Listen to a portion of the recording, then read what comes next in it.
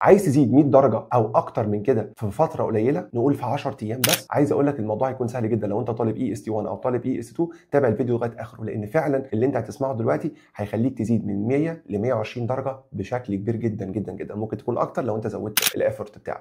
احنا المفروض لما بنشتغل 10 ايام ورا بعض في المعسكر اللي احنا عاملينه، معسكر ترايل مايو، اللي هو بدايه من يوم 19 نهايه بيوم 29، ان شاء الله هنفرم الدنيا. هنخليك تشتغل كل يوم امتحان، هنخليك تحضر لوحدك انديفيدوال، تريفايز الميستيكس، تراجع الميستيكس بتاعتك لوحدك. هنخليك تراجع بشكل كبير جدا جدا جدا على كل جزئيات المنهج من احدث امتحانات نزلت. واعتقد هيبقى فرصه عظيمه جدا لطالب اي اس تي 1 وطالب اي اس 2 انه يحضر المعسكر دوت، لان فعلا لو انت ذاكرت كويس مع كميه المعلومات اللي انت هتاخدها مليون في الميه هتزيد من 100 ل 120 درجه، وممكن اكتر على حسب المجهود بتاعك. لو انت عايز تشترك معانا بشكل كبير جدا، ابعت لي دايركتلي على الواتساب، وان شاء الله فرصه عظيمه لكل الطلبه تشترك معانا باذن الله. اشوفك دايما على خير. معاك امير حميد.